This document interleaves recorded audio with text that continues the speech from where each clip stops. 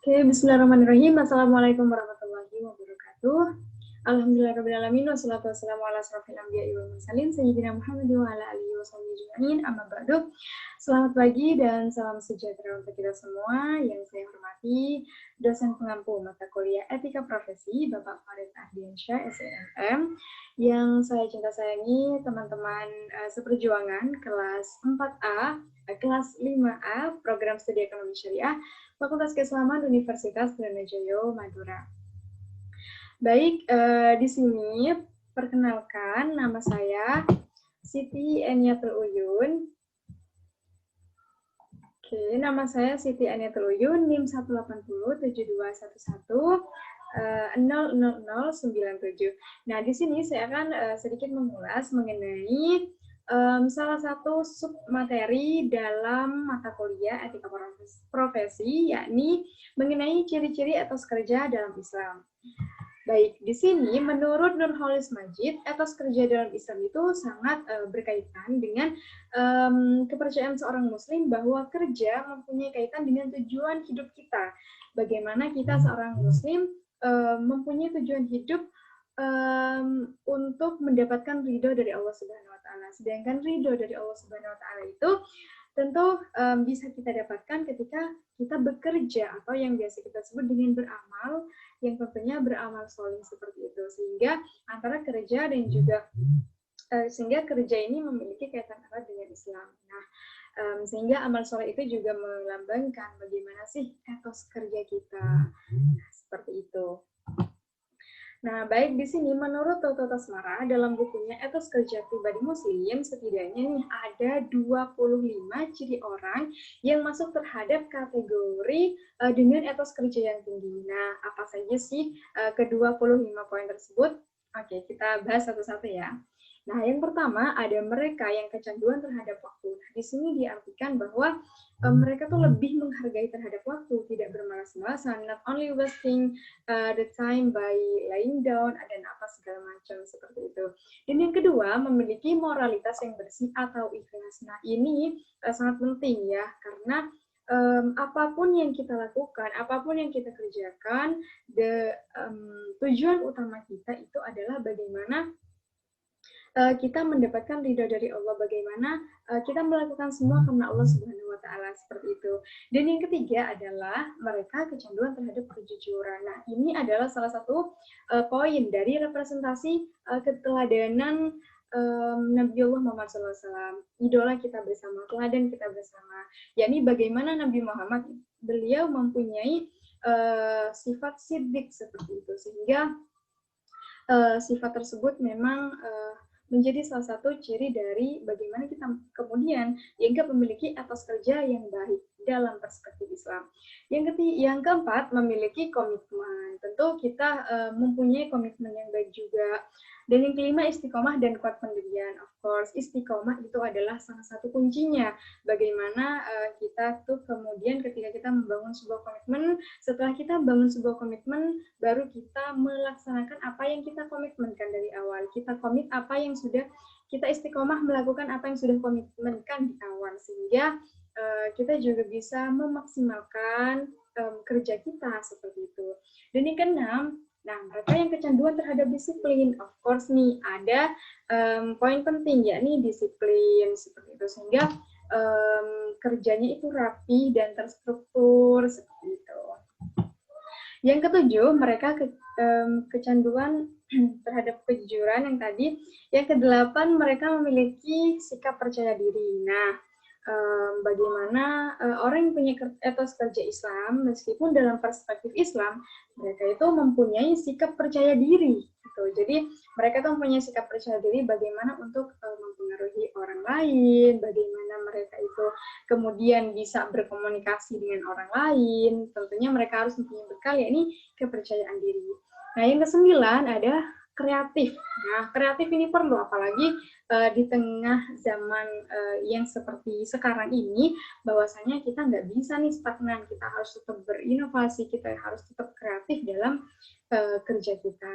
Yang ke-10 adalah mereka yang mempunyai tipe bertanggung jawab. Of course ya, tanggung jawab ini dalam perspektif Islam. Bagaimana tanggung jawab kita bukan hanya di dunia saja atau terhadap bos kita, terhadap atasan atau semacamnya, namun bagaimana juga tanggung jawab kita terhadap Allah Subhanahu wa taala, seperti itu.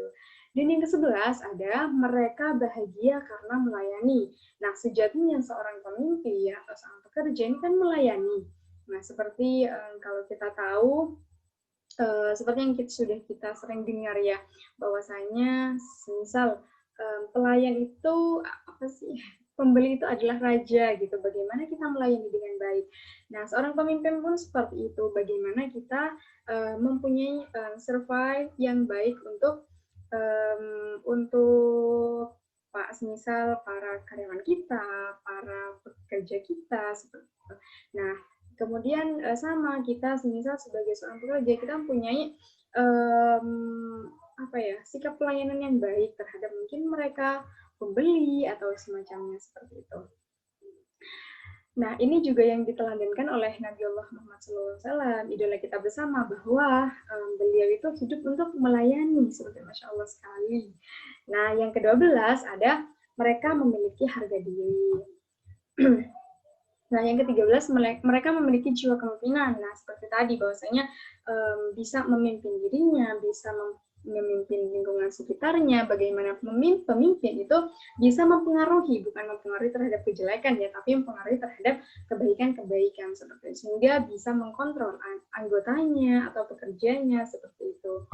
Yang ke-14, mereka berorientasi terhadap masa depan. Nah, bagaimana sih mereka yang berorientasi terhadap masa depan? Nah, bukan hanya seperti yang saya katakan tadi, bukan hanya ya udah stagnan kayak gitu. Nah, tapi orientasinya masa depan dan juga tidak terlalu terpuruk terhadap masa lalu. Misal kemarin melakukan kesalahan terus sampai sekarang tuh masih kayak terngiang-ngiang, terus nggak bisa mau move on, nggak bisa mau kayak bekerja lagi, bangkit lagi, seperti itu. Nah, itu tidak diindahkan dalam Islam.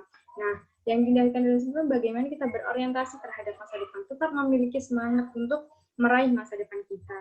Nah, yang ke-15 adalah hidup hemat dan efisien. Bagaimana kita memang sekadarnya memanfaatkan harta yang kita miliki, bukan yang berfoya-foya ataupun terlalu kikir untuk diri sendiri, tapi bagaimana kita berhemat dan juga mengefisiensi apa yang mengefisiensi semua yang sudah kita punya seperti itu. Dan yang ke-16 itu adalah memiliki jiwa wira swasta. Yang ke-17 memiliki insting bertanding. Ya, tidak melulu stagnan ya, tapi mereka juga mempunyai insting untuk bertanding. Nah, bertanding di dalam hal ini tuh bukan yang bertanding kayak bertanding adu kuat apa, tapi bagaimana kita tuh memiliki daya saing seperti itu. Yang ke-18 mempunyai keinginan untuk mandiri, of course tidak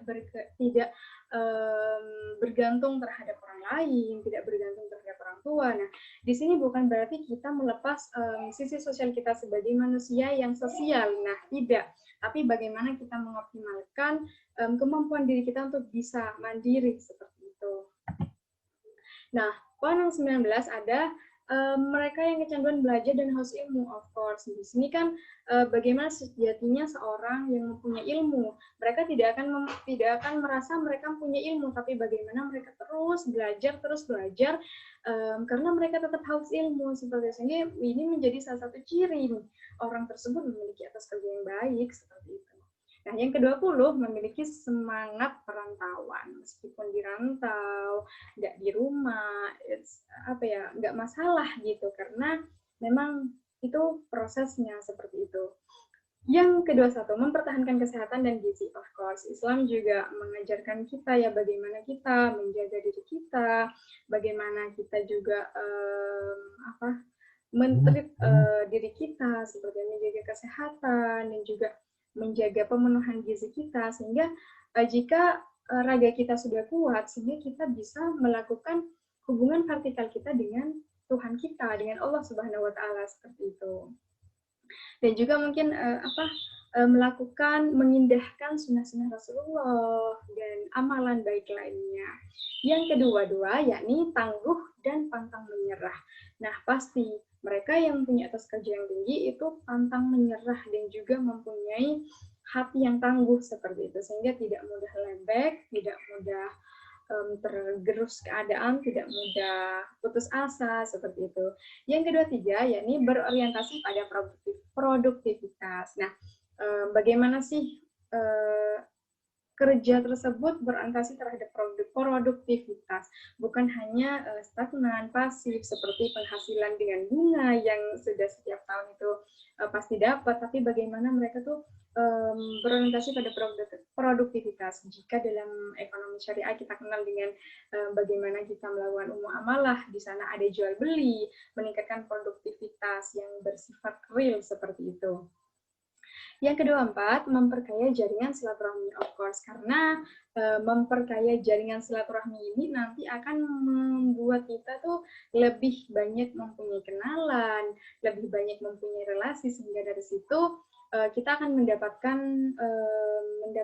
apa ya, kayak relasi-relasi bagaimana sih kita semisal memperkenalkan produk kita, bagaimana kita memperkenalkan diri kita, seperti jika kita mempunyai jaringan silaturahmi yang bagus dan juga luas, seperti itu.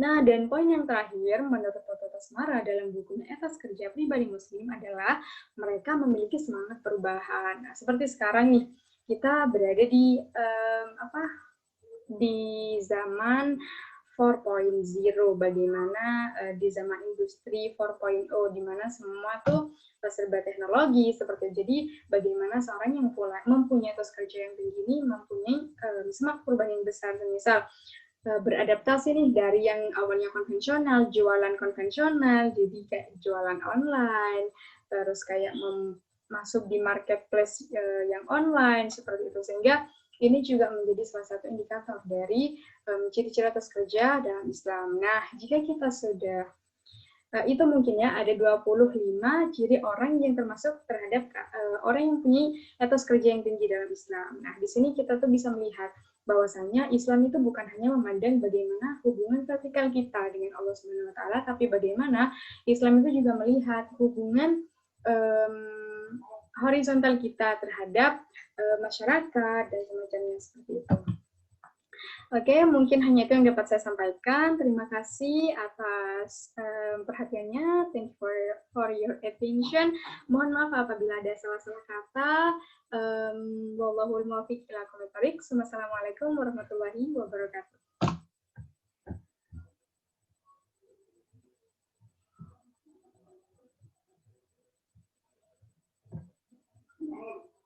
Apa?